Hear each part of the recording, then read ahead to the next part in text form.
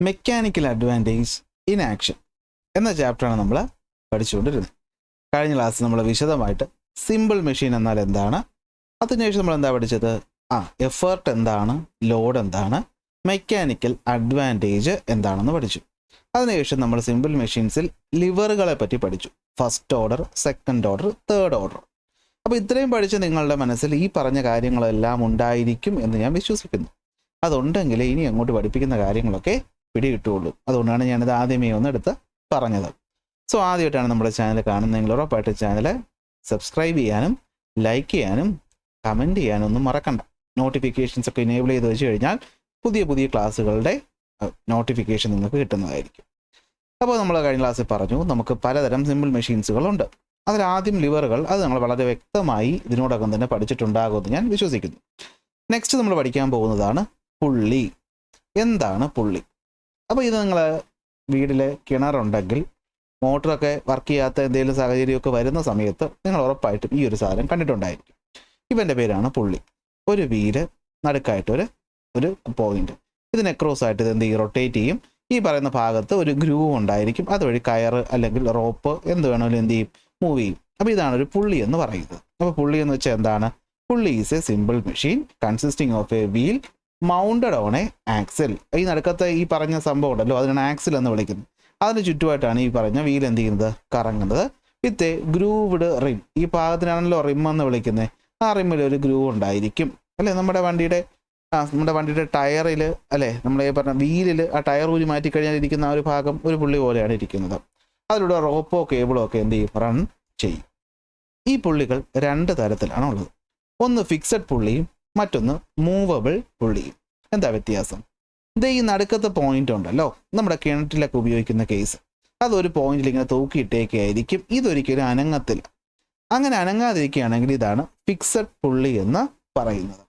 ഇനി ഈ പറയുന്ന പോയിന്റ് ഒരിടത്ത് ഇങ്ങനെ ഫിക്സ് ചെയ്തിരിക്കാതെ അനങ്ങിക്കൊണ്ടിരിക്കും. എന്ന് വെച്ചാൽ ഈ കയറ് വലിക്കുന്നതിനനുസരിച്ച് ഈ പുള്ളിയുടെ പൊസിഷനും ഇങ്ങനെ മുകളിലോട്ടും താഴോട്ടും ഒക്കെ മാറുകയാണെങ്കിൽ അതിനാണ് നമ്മൾ മൂവബിൾ പുള്ളി എന്ന് പറയുന്നത്. കുറച്ചുകൂടി നിങ്ങൾക്ക് ഓർമ്മ കിട്ടാൻ, എനിക്കറിയില്ല, നിങ്ങൾ യോയോ എന്ന് പറയുന്നൊരു സാധനത്തെ പറ്റി കേട്ടിട്ടുണ്ടോ? യോയോ, ഈ യോയോ ആ യോയോ അല്ല, ഈ പറയുന്ന ചൈനീസ് എന്തോ ഉപയോഗിക്കുന്ന ഒരു സാധനമാണ്. ഇങ്ങനെ ഒരു രണ്ട് നൂല് കാണും, അതിനകത്ത് പമ്പരം പോലത്തെ ഒരു സാധനത്തിനെ കറക്കിയിട്ട് ഇങ്ങനെയൊക്കെ കാണിക്കും. മേ ബി ഇനി അറിയണമെങ്കിൽ യൂട്യൂബിൽ കയറി നോക്കിയോ. അപ്പോൾ അതൊക്കെ ഒരു മൂവബിൾ പുള്ളി പോലെ ഇരിക്കുന്ന ഒരു സംഭവമാണ്. അപ്പോൾ ഇതാണ് സംഭവം. ഫിക്സഡ് പുള്ളി, മൂവബിൾ പുള്ളി എന്നിങ്ങനെ പുള്ളികൾ രണ്ട് തരത്തിലുണ്ട്. നമ്മളതിൽ ആദ്യം പഠിക്കാൻ പോകുന്നതാണ് ഫിക്സഡ് പുള്ളി.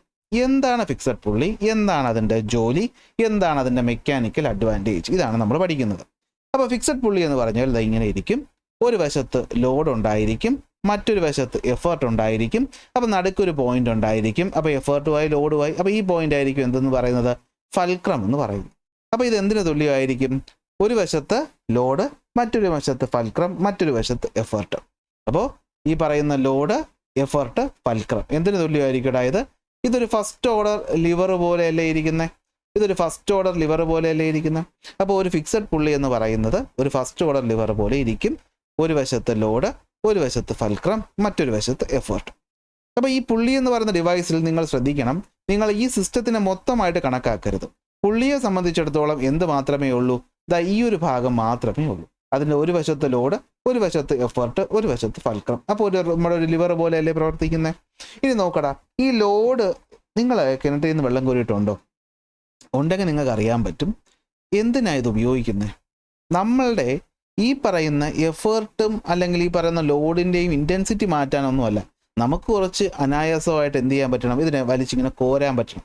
കാരണം കിണറ്റിൽ നിന്ന് നമ്മളിങ്ങനെ കുനിഞ്ഞ് അല്ലേ, നമ്മൾ ഈ പറഞ്ഞ താഴേക്ക് ഇങ്ങനെ വലിക്കാനായിട്ട് നമുക്ക് ബുദ്ധിമുട്ടാണ്, കുറച്ചുകൂടി നമുക്ക് ആയാസം ഉണ്ടാവും. അപ്പോൾ ദിശ ചേഞ്ച് ചെയ്യുക എന്നുള്ളതാണ് സത്യത്തിൽ പുള്ളിയുടെ പ്രധാനപ്പെട്ട ജോലി എന്ന് പറയുന്നത്. നമ്മൾ പഠിച്ചു സിമ്പിൾ മെഷീൻ എന്ന് പറഞ്ഞാൽ നമ്മുടെ ഈ പറയുന്ന എക്സ്റ്റേർഷൻ എന്നല്ലേ പറയുന്നത്, നമ്മുടെ ആയാസത്തെ എന്ത് ചെയ്യും, കുറയ്ക്കും. എങ്ങനെ കുറയ്ക്കും? ഒന്നുകിൽ ദിശ ചേഞ്ച് ചെയ്ത് കുറയ്ക്കും. അപ്പോൾ പുള്ളി സത്യത്തിൽ എന്താണ് ചേഞ്ച് ചെയ്യുന്നത്, ഡയറക്ഷൻ ചേഞ്ച് ചെയ്യുന്ന ഒരു ഉപകരണമാണ് കേട്ടോ.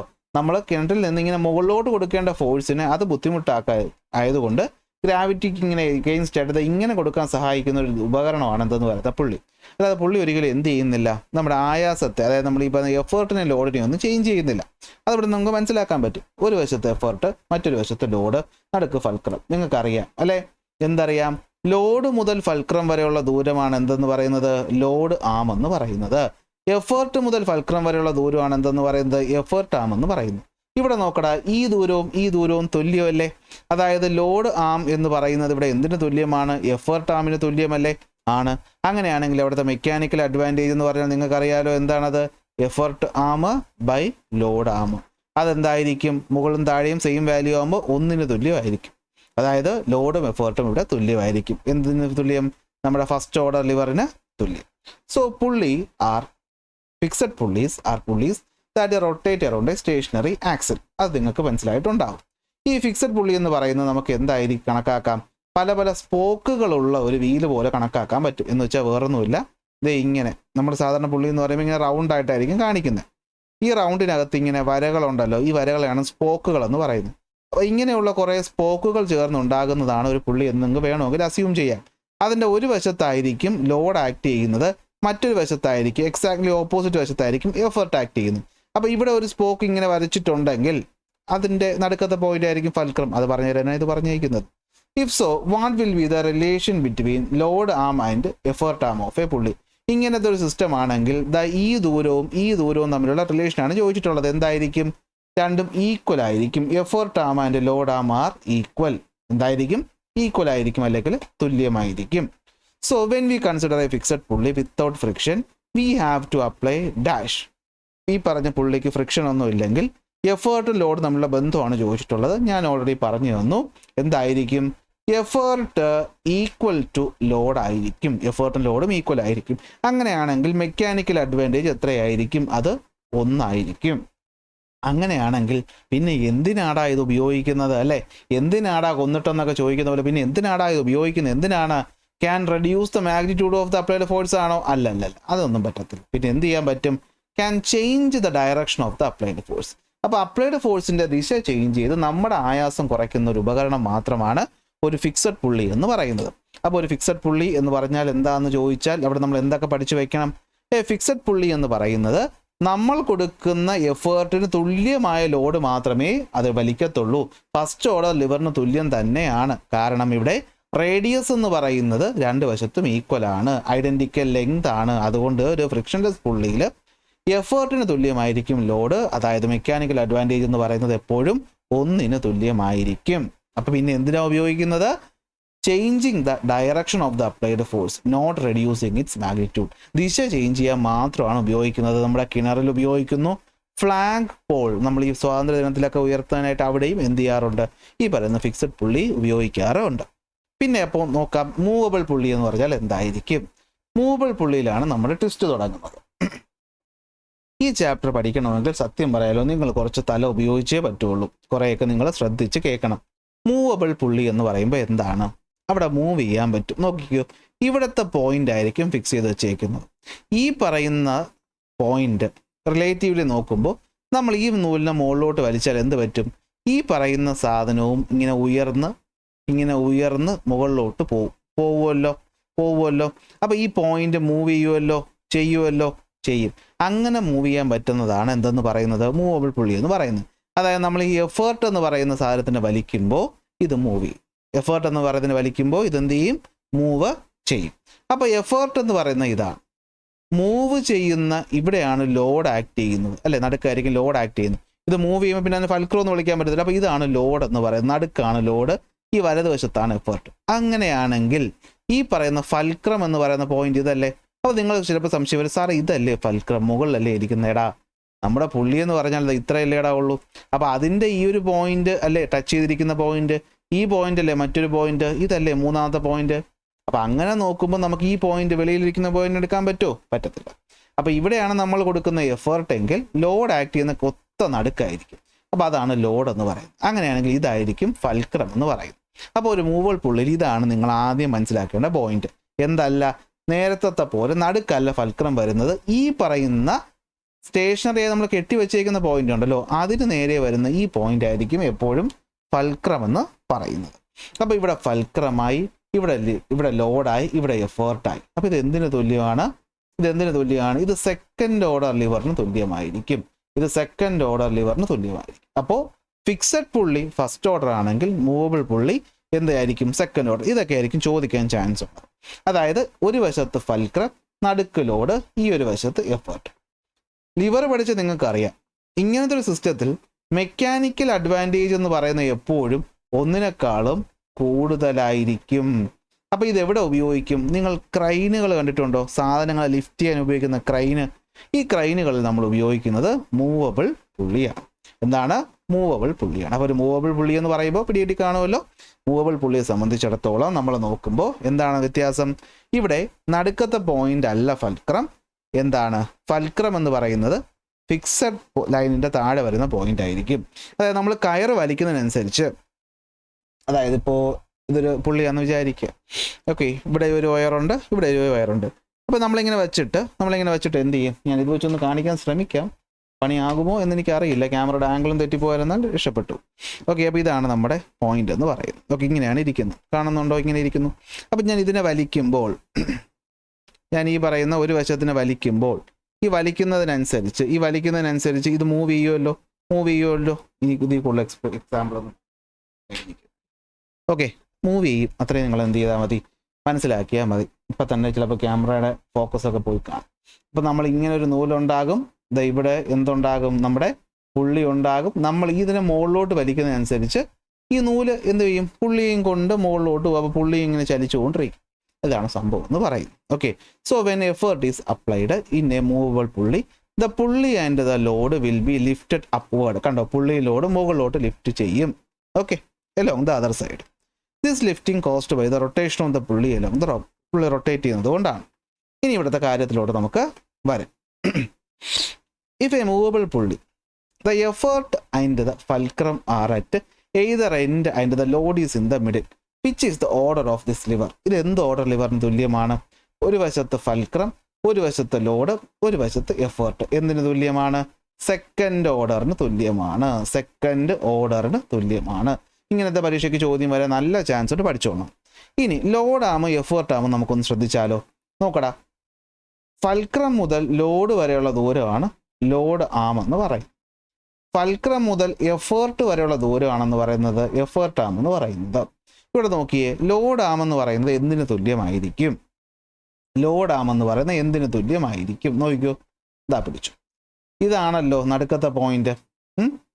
ഈ നടുക്കത്തെ പോയിന്റ് ആണല്ലോ ലോഡ് എന്ന് വിളിക്കുന്നത്. ഈ ഇടതുവശത്തെ പോയിന്റ് ആണല്ലോ നമ്മൾ തൽക്കാലം ഫൽക്രം എന്ന് വിളിച്ചത്. ഈ വലതുവശത്തെ പോയിന്റ് ആണല്ലോ എഫേർട്ട് എന്ന് വിളിച്ചത്. ഇനി ഒന്ന് നോക്കിയേ, ലോഡ് ആമെന്ന് പറഞ്ഞാൽ എന്താണ്? ലോഡ് മുതൽ ഫൽക്രം വരെയുള്ള ദൂരം. ഇത് ഈ സർക്കിളിന്റെ റേഡിയസ് അല്ലേടാ? ഇത് ഈ പറഞ്ഞ സർക്കിളിന്റെ റേഡിയസ് അല്ലേ? ആർ റേഡിയസ് അല്ലേ? പുള്ളിയുടെ റേഡിയസിന് തുല്യമല്ലേ? ആണ്. അങ്ങനെയാണെങ്കിൽ ഈ പറയുന്ന എഫേർട്ട് ആമെന്ന് പറഞ്ഞു കഴിഞ്ഞാൽ എഫേർട്ട് മുതൽ ഫൽക്രം വരെയുള്ള ദൂരം, അതായത് ഇത്രയും ദൂരം അല്ലേ? ഇതപ്പോൾ റേഡിയസിന്റെ ഇരട്ടിയല്ലേ? അപ്പോൾ ഇത് 2r ഈക്വൽ അല്ലേ? ആണ്. അങ്ങനെയാണെങ്കിൽ ഇവിടുത്തെ മെക്കാനിക്കൽ അഡ്വാൻറ്റേജ് നമുക്കൊന്ന് കണ്ടുപിടിച്ചാലോ? അപ്പോൾ നിങ്ങൾക്കറിയാം, മെക്കാനിക്കൽ അഡ്വാൻറ്റേജ് എന്ന് പറഞ്ഞു കഴിഞ്ഞാൽ ലോഡ് ആകുമ്പോൾ എഫേർട്ടാണ്. ഇവിടെ ലോഡ് ആമെന്ന് പറയുന്നത് എഫേർട്ട് ആകുമ്പോൾ ലോഡാണ്. എഫേർട്ട് ആമെന്ന് പറയുന്നത് എന്താണ്? 2r ബൈ ലോഡ് ആമെന്ന് പറയുന്നത് എത്രയാണ്? 6. അങ്ങനെയാണെങ്കിൽ മെക്കാനിക്കൽ അഡ്വാൻറ്റേജ് എന്ന് പറഞ്ഞാൽ എന്തായിരിക്കും? 6 വെട്ടിപ്പോവും, 2 ആകും. എന്ന് വെച്ചാൽ ഇതിൻ്റെ അർത്ഥം എന്താടാ? നമ്മളൊരു മൂവബിൾ പുള്ളി ഉപയോഗിച്ചാൽ, നമ്മൾ എന്തെങ്കിലും ഒരു വസ്തുവിനെ ലിഫ്റ്റ് ചെയ്യാൻ വേണ്ടിയിട്ട് ഒരു മൂവബിൾ പുള്ളി ഉപയോഗിച്ചാൽ നമ്മൾ കൊടുക്കുന്ന ബലത്തിനേക്കാൾ ഇരട്ടിയോളം ബലമുള്ള വസ്തുവിനെ നമുക്ക് ഉയർത്താൻ പറ്റും. അതല്ലേ ഇതിൻ്റെ അർത്ഥം?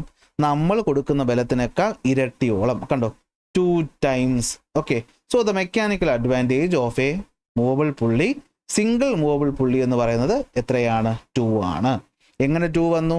അതൊരു സർക്കിൾ അല്ലെ, പുള്ളി എന്ന് പറയുന്നത് സർക്കിൾ ഷേപ്പ് ഇരിക്കുന്ന ഒന്നായതുകൊണ്ട് തന്നെ അതിന് നടുക്കാണ് ലോഡ് ആക്ട് ചെയ്യുന്നുള്ളത് കൊണ്ട്, ഒരു വശത്താണ് ഫൽക്രം എന്നുള്ളത് കൊണ്ട് തന്നെ ഇവർ തമ്മിലുള്ള ദൂരം എന്ന് പറയുന്നത് സർക്കിളിൻ്റെ റേഡിയസും ഇവനും ഈ പറയുന്ന എഫേർട്ടും തമ്മിലുള്ള ദൂരം എന്ന് പറയുന്നത് സർക്കിളിൻ്റെ റേഡിയസിൻ്റെ ഇരട്ടിയും ആയതുകൊണ്ട് തന്നെ മെക്കാനിക്കൽ അഡ്വാൻറ്റേജ് കണ്ടുപിടിക്കുമ്പോൾ എങ്ങനെയായിരിക്കും? അത് 2r/r ആയിരിക്കും. 6 വെട്ടിപ്പോവും, 2 എന്ന് കിട്ടും. അതിൻ്റെ അർത്ഥം എന്താണ്?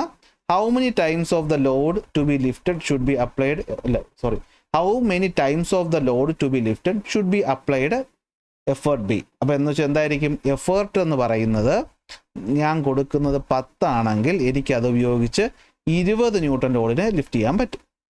50 ന്യൂട്ടൺ ലോഡാണ് ഞാൻ കൊടുക്കുന്നതെങ്കിൽ എനിക്കത് ഉപയോഗിച്ച് ഇരട്ടി 100 ന്യൂട്ടൺ വരെ ഉയർത്താൻ പറ്റും. അപ്പോൾ ഒരു മൂവബിൾ പുള്ളി സിസ്റ്റം ഉപയോഗിച്ചാൽ നമുക്ക് കൊടുക്കുന്ന ലോഡിൻ്റെ ഇരട്ടി എന്ത് ചെയ്യാൻ പറ്റും, ഉയർത്താൻ പറ്റും. അപ്പോൾ ഇതിൻ്റെ അഡ്വാൻറ്റേജ് എന്ന് പറയുന്നത് 2 ആണ്. അത് 2 ആണെന്ന് പ്രൂവ് ചെയ്ത് കാണിക്കാനൊക്കെ പറഞ്ഞു കഴിഞ്ഞാൽ നിങ്ങൾ എന്ത് ചെയ്യണം, കൺസിഡർ എ പുള്ളി വിത്ത് കൺസിഡർ എ മൂവബിൾ പുള്ളി.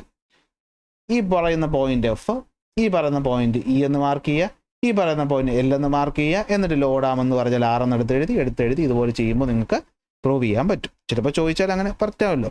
ഇനി അടുത്തൊരു ടോപ്പിക്കിലോട്ട് പോവുക.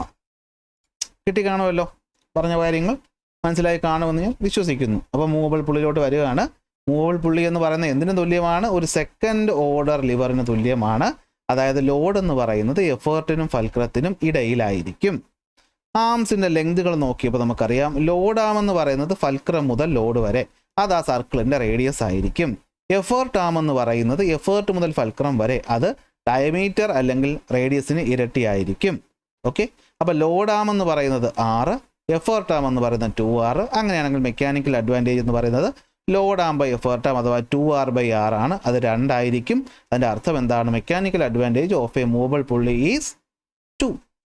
ഡബിളിങ് ദ ലിഫ്റ്റിംഗ് ഫോഴ്സ് ആയിരിക്കും. നമ്മൾ കൊടുക്കുന്ന ഫോഴ്സിൻ്റെ ഇരട്ടി ലിഫ്റ്റിംഗ് ഫോഴ്സ് ഇവിടെ നമുക്ക് ഉൽപ്പാദിപ്പിക്കാനായിട്ട് പറ്റും. ഓക്കെ, ഇനി മറ്റൊരു കാര്യം, നിങ്ങൾക്ക് സംശയം വരാം, നമ്മൾ കൊടുക്കുന്നതിൻ്റെ ഇരട്ടി ഉയർത്താൻ പറ്റുമെന്നാണ് നിങ്ങൾ പറഞ്ഞിരിക്കുന്നത്. അപ്പോൾ ഈ എനർജി കൺസർവേഷൻ ഒന്നും ഇവിടെ ബാധകമല്ലേ എന്ന് നിങ്ങൾ വേണമെങ്കിൽ ചിന്തിച്ചൂടെ? കാരണം നമ്മൾ കൊടുക്കുന്ന എനർജിയാണ് വർക്കാവുന്നത്. അപ്പോൾ ആ വർക്കും എനർജി തുല്യമായിരിക്കുമെങ്കിൽ, അല്ലെ, എനർജി എപ്പോഴും തുല്യമായിരിക്കുമെങ്കിൽ വർക്കും അവിടെ എന്തായിരിക്കണം, തുല്യമായിരിക്കണം. ഇവിടെ അങ്ങനെ ആയിരിക്കും. അങ്ങനെയാണെങ്കിൽ എങ്ങനെ? അതാണ് ഇവിടെ പറയാനായിട്ട് പോകുന്നത്. അപ്പോൾ നിങ്ങളിവിടെ മനസ്സിലാക്കേണ്ട കാര്യം ഇത്രയേ ഉള്ളൂ. കഴിഞ്ഞ ക്ലാസ്സിലെ ഞാൻ ലിവറുകൾ പഠിപ്പിച്ചപ്പോൾ നിങ്ങളടുത്ത് നമ്മൾ ആ എക്സ്പെരിമെൻ്റ് ചെയ്ത് ഓർക്കുന്നുണ്ടോ? എന്താ എക്സ്പെരിമെൻ്റ്?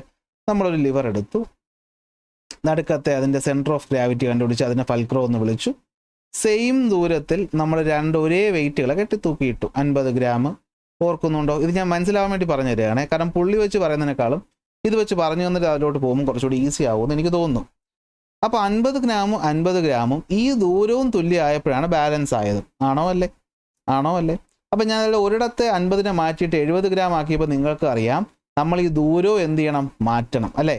ഇതേ 50 ഗ്രാം ഇതിനൊരിക്കലും ബാലൻസ് ചെയ്യില്ല ഇതേ ദൂരത്തിലിരുന്നുകൊണ്ട്. നമ്മൾ ദൂരം ഒരല്പം കൂട്ടിയപ്പോഴത്തേക്കും നമുക്ക് ഈ 50 ഗ്രാം വെച്ച് ബാലൻസ് ചെയ്യാൻ പറ്റിയതാണ് പ്രിൻസിപ്പിൾ ഓഫ് ലിവർ എന്ന് പറയുന്നത് നമ്മൾ പഠിച്ചത്. അപ്പോൾ ആലോചിച്ച് നോക്ക്, ദൂരം വെയിറ്റിനെ നമുക്ക് ഫോഴ്സ് എന്ന് എടുക്കാം, ദൂരത്തിന് നമുക്ക് ഡിസ്പ്ലേസ്മെൻ്റ് എന്ന് എടുക്കാം. അപ്പോൾ നമുക്ക് വർക്ക് എന്ന് പറഞ്ഞാൽ എന്താണത്? അത് ഫോഴ്സിൻ്റെ ഡിസ്പ്ലേസ്മെൻ്റ് ആണ്. അപ്പോൾ ഇവിടെയുള്ള ഫോഴ്സിൻ്റെ ഡിസ്പ്ലേസ്മെൻറ്റും ഇവിടെയുള്ള ഫോഴ്സിൻ്റെ ഡിസ്പ്ലേസ്മെൻറ്റും തുല്യമാകുമ്പോഴേ ബാലൻസ് ആവുള്ളൂ. ഇവിടെ നമ്മൾ 70 ന്യൂട്ടൺ ഇട്ടപ്പോഴത്തേക്കും ഫോഴ്സ് കൂടിയെന്നാണ്. അപ്പോൾ 50 കൊണ്ട് 70നെ ബാലൻസ് ചെയ്യണമെങ്കിൽ പകരം നമ്മളവിടെ എന്ത് കൂട്ടണം? ഡിസ്റ്റൻസ് കൂട്ടണം. ഇത് മനസ്സിൽ വെച്ചുകൊണ്ടിരുന്നുകൊണ്ട് നമുക്ക് ഇതിലോട്ട് വരാം. If there is a gain in work when the applied effort is halved, അതാണ് ചോദിച്ചിട്ടുള്ളത്. നമ്മൾ അറിയാലോ, നമ്മൾ കൊടുക്കുന്ന എഫേർട്ടിൻ്റെ ഇരട്ടി നമുക്ക് ലോഡായിട്ട് കിട്ടുമെങ്കിൽ വർക്ക് ഗെയിനും വല്ലതും അവിടെ നടക്കുന്നുണ്ടോ എന്ന് വെച്ചാൽ വർക്കിൽ മാറ്റം വല്ലതും വരുന്നുണ്ടോ? ഇല്ല എന്നുള്ളതാണ് സത്യം. ഇതാണ് സത്യം, ഇല്ല എന്നുള്ളതാണ് സത്യം. എന്ന് വെച്ചാൽ നമ്മൾ ഈ പറയുന്ന പുള്ളി ഉപയോഗിച്ചിട്ട് നമ്മൾ മുകളിലോട്ട് ലിഫ്റ്റ് ചെയ്യാമെന്ന് വിചാരിക്കുക. അപ്പോൾ നമ്മൾ നോക്കുക, മുകളിലോട്ട് നമ്മൾ എന്തിനെ വലിക്കുന്നു? ഈ പറയുന്ന ലോഡിനെ വലിക്കുന്നു. അപ്പോൾ നമുക്കറിയാം നമുക്ക് ലിഫ്റ്റ് ചെയ്യേണ്ട വെയിറ്റ് എന്ന് പറയുന്നത് ഇതാണ്. ഇതിപ്പോൾ 100 ന്യൂട്ടൺ ആണെങ്കിൽ ഞാൻ ഇവിടെ 50 ന്യൂട്ടൺ കൊടുക്കുമ്പോൾ തന്നെ എന്ത് പറ്റും? എനിക്കിത് മുകളിലോട്ട് ഉയർത്താൻ പറ്റുമല്ലോ. അപ്പോൾ കാണുന്ന ഒരാൾക്ക് തോന്നും, എന്നാൽ പിന്നെ ഇവിടെ നമ്മൾ വർക്ക് അല്ലേ വ്യത്യാസം വരികയല്ലേ, 100 ന്യൂട്ടൺ ഉയർത്തണമെങ്കിൽ 100 ന്യൂട്ടൺ കൊടുക്കണ്ടേ, അപ്പോഴല്ലേ ഫോഴ്സ് ഡിസ്പ്ലേസ്മെൻറ്റ് വ്യത്യാസം വരത്തുള്ളൂ. അവിടെയാണ് വ്യത്യാസം. നമ്മൾ ഈ പറയുന്ന 100 ന്യൂട്ടണെ 1 മീറ്റർ ഞാൻ ഉയർത്തണമെങ്കിൽ ഈ പറയുന്ന 50 ന്യൂട്ടൺ ഫോഴ്സ് ഉപയോഗിച്ച് ഞാൻ ഈ പറയുന്ന നൂലിനെ 2 മീറ്റർ വലിക്കണം. പിടികിട്ടിയോ? ഞാൻ ഈ പറയുന്ന സാധനത്തിൽ ആണല്ലോ വെയിറ്റ് തൂങ്ങിക്കിടക്കുന്നത്. ഈ വെയിറ്റിനെ താഴെ നിന്നും 1 മീറ്റർ ഉയർത്തണമെങ്കിൽ ഈ കയറും പുള്ളിയുണ്ടല്ലോ, ഞാൻ എത്ര മീറ്റർ വലിക്കണം? അതായത് ഇവിടെ ഞാൻ 2 മീറ്റർ നൂല് വലിക്കുമ്പോഴേ ഇത് പതുക്കെ കറങ്ങി 1 മീറ്റർ ഉയരുള്ളൂ. പിടികിട്ടിയോ? ഈ നൂലിനെ ഞാൻ വലിച്ചു തുടങ്ങുകയാണ്. വലിച്ച് നൂലിൻ്റെ ഉയരം ഞാനിപ്പോൾ ഒരു പോയിന്റ് ഇവിടെ നിന്ന് മാർക്ക് ചെയ്തു എന്ന് വിചാരിക്കുക. ഈ പോയിന്റ് 2 മീറ്റർ ഉയരം സഞ്ചരിച്ച് കഴിയുമ്പോഴേ ആദ്യം വരുന്ന പൊസിഷനിൽ നിന്നും ഈ ലോഡ് 1 മീറ്റർ ഉയരം മാറുകയുള്ളൂ. അപ്പോൾ ഫോഴ്സ് പകുതിയാണെങ്കിൽ എന്ത് കൂടും? നമ്മൾ ചെയ്യേണ്ട ദൂരം കൂടും. ഫോഴ്സ് പകുതിയായാൽ ദൂരം കൂടും. അപ്പോൾ അപ്പുറത്തും ഇപ്പുറത്തും ഈക്വൽ ആയിരിക്കും. അതായത് വർക്ക് എന്ന് വെച്ച് കഴിഞ്ഞാൽ ഫോഴ്സിൻ്റെ displacement. The rope is pulled 2 metre. 2 metre pull ചെയ്തപ്പോഴത്തേക്കും how much will be the load rise? Load എത്ര ഉയർന്നിട്ടുണ്ടാകും? അത് 1 മീറ്റർ ആയിരിക്കും. അത് എത്രയായിരിക്കും? 1 മീറ്റർ ആയിരിക്കും. കാരണം അഡ്വാൻറ്റേജ് 2 അല്ലേ, ഇരട്ടിയല്ലേ മാറിയത്. അപ്പോൾ ലോഡ് പകുതിയായി മാറിയാൽ ദൂരം അതിൻ്റെ ഇരട്ടിയായിട്ട് മാറണം. ഇവിടെ നോക്കിക്കോ, പിടികിട്ടിയോ? ലോജിക്ക് പിടികിട്ടിയോ? അതിനാണ് ഞാൻ നേരത്തെ ഈ സംഭവം പറഞ്ഞു തന്നത്. ഇത് വെച്ച് ആലോചിക്കുക. ഫോഴ്സ് കൂടിയാൽ പകരം ഡിസ്റ്റൻസ് കുറയണം. ഇനി ഫോഴ്സ് കുറഞ്ഞാൽ പകരം ഡിസ്റ്റൻസ് എന്ത് ചെയ്യണം? കൂടണം. ഇവിടെ ഡിസ്റ്റൻസ് കൂടുകയാണ് ചെയ്യുന്നത്. So what should be the displacement of the rope when the effort applied raises the load by 1 metre?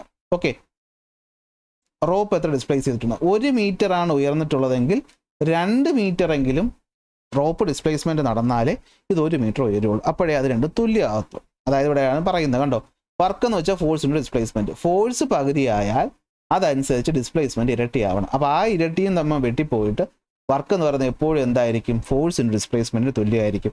അതായത് ഒരു സിമ്പിൾ മെഷീനെ സംബന്ധിച്ചിടത്തോളം ഒരിക്കലും വർക്കിൽ മാറ്റം ഉണ്ടാവത്തില്ല. നമ്മുടെ എഫേർട്ട് കുറയുമെന്നേ ഉള്ളൂ. പക്ഷെ കുറയുന്ന എഫേർട്ടിന് വേണ്ടി നമ്മൾ കൂടുതൽ നേരമോ കൂടുതൽ ദൂരമോ വർക്ക് ചെയ്യേണ്ടി വരും. കോൺസെപ്റ്റാണ്, മനസ്സിലാക്കുമെന്ന് വിശ്വസിക്കുന്നു. മറ്റൊരു ഉദാഹരണം പറയാം. ഒരു ആളെ നമുക്ക് ഇപ്പോൾ ഒരു വസ്തുവിൽ ഇത്രയാ ഒരു വലിയ കല്ല്. ഈ കല്ലിനെ എനിക്ക് എടുത്ത് ഇത്രയും ദൂരം ഉയർത്തി വയ്ക്കാൻ ഞാൻ കൂടുതൽ ജോലി ചെയ്യണം. പകരം ഇങ്ങനെ ചരിഞ്ഞൊരു പ്രതലത്തിലൂടെ അതിനെ ഉരുട്ടിക്കൊണ്ട് പോകാൻ ഞാൻ കൊടുക്കേണ്ട ബലത്തിൻ്റെ അളവ് കുറവായിരിക്കും. പക്ഷെ പകരം ഞാൻ എന്താ ചെയ്തേ? ഇത്രയും ദൂരം മാറ്റേണ്ടതിന് പകരം ഉരുട്ടിക്കയറ്റണമെങ്കിൽ ഞാൻ അതിനെ ഇവിടുന്നേ എന്ത് ചെയ്യണം? ഉരുട്ടണം. അപ്പോഴാണല്ലോ ഞാൻ കൊടുക്കേണ്ട എഫേർട്ട് കുറഞ്ഞു കിട്ടിയത്. അപ്പോൾ ഇവിടെ കൊടുക്കേണ്ട എഫേർട്ട് കുറഞ്ഞതുകൊണ്ട് ദൂരം കൂട്ടി, ഇവിടെ ദൂരം കുറവായതുകൊണ്ട് കൊടുക്കേണ്ട എഫേർട്ട് എന്ത് ചെയ്യണം? കൂട്ടണം. അപ്പോൾ അതാണ് ഇവിടെ പറയുന്നത്. നമ്മൾ സിമ്പിൾ മെഷീൻസ് ഉപയോഗിച്ച് ചെയ്യുമ്പോഴത്തേക്ക് ഒരിക്കലും അവിടെ എന്ത് വരത്തില്ല? വർക്കിന് ഗെയിൻ വരത്തില്ല. വർക്ക് ബിഫോർ ആൻഡ് ആഫ്റ്റർ തുല്യമായിരിക്കും. ഇനി ഇതൊന്നും മനസ്സിലായാലും നിങ്ങൾ ഇത് മാത്രം പഠിച്ചു വയ്ക്കുക. വർക്ക് എന്ന് പറയുന്നത് ബിഫോറും ആഫ്റ്ററും തുല്യമായിരിക്കും. അതായത് സിമ്പിൾ മെഷീൻ ഉപയോഗിക്കുന്നതിന് മുമ്പുള്ള വർക്കും സിമ്പിൾ മെഷീൻ ഉപയോഗിച്ച് കഴിഞ്ഞാലുള്ള വർക്കും, അല്ലെങ്കിൽ സിമ്പിൾ മെഷീൻ ഉപയോഗിച്ച് കൊടുക്കുന്ന എഫേർട്ടും സിമ്പിൾ മെഷീനോട് കൊടുക്കുന്ന ലോഡും മാറ്റാൻ വേണ്ടി കൊടുക്കുന്ന വർക്കും എപ്പോഴും എന്തായിരിക്കും? തുല്യമായിരിക്കും. അതാണ് ഇവിടുത്തെ ഒരു എക്സാമ്പിൾ വെച്ച് പ്രൂവ് ചെയ്തേക്കുന്നത്. ഇതാണ് ഞാൻ പറഞ്ഞത്, ശ്രദ്ധിച്ചാലേ പിടികിട്ടുള്ളൂ.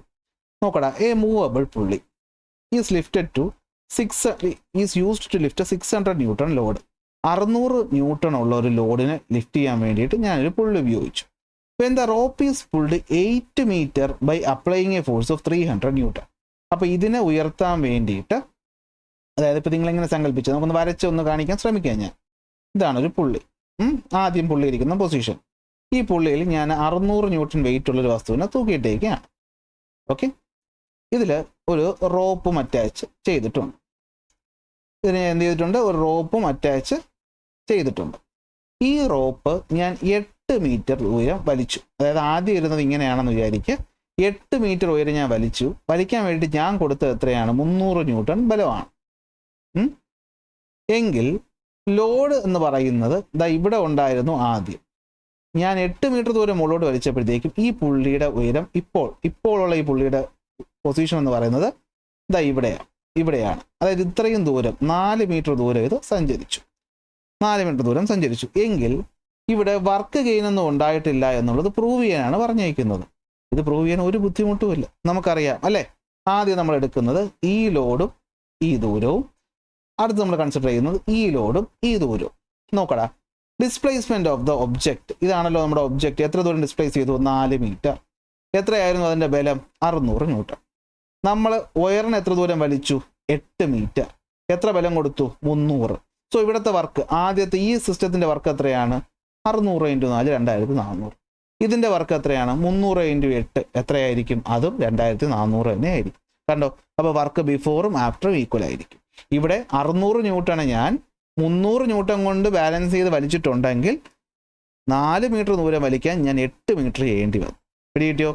600 ന്യൂട്ടൺ ഉള്ള വസ്തുവിനെ 400 ന്യൂട്ടൺ കൊണ്ട് ഞാൻ ഉയർത്തണമെങ്കിൽ 1 മീറ്റർ ഉയർത്താൻ അതിൻ്റെ ഇരട്ടി ഞാൻ ഈ വയറിനെ വലിക്കേണ്ടി വരും. 4 മീറ്റർ ഉയർത്താൻ 8 മീറ്റർ ഞാൻ വലിക്കേണ്ടി വന്നു. ഇത്രയും കൊണ്ട് നിങ്ങൾ മനസ്സിലാക്കിക്കൊള്ളണം എന്ന് ഞാൻ വിശ്വസിക്കുന്നു. ഓക്കെ, അപ്പോൾ ഇതാണ് സംഭവം. ഇതോടുകൂടി നമ്മൾ എന്ത് കഴിഞ്ഞു? എന്ത് കഴിഞ്ഞു? മൂവബിൾ പുള്ളിയും കഴിഞ്ഞു.